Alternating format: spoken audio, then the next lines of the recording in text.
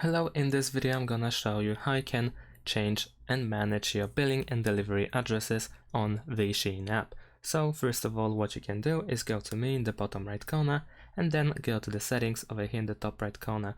Now over here we have address book, and if we tap it, then over here we can add a new address.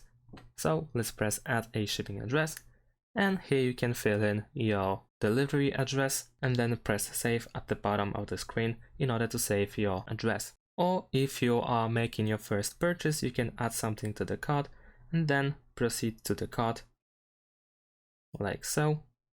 And then if you go to the checkout, then you will need to of course add your shipping address. If you already have done purchases before and you have already added your address, then during the checkout you can also edit your address by tapping this arrow over here at the top of the checkout.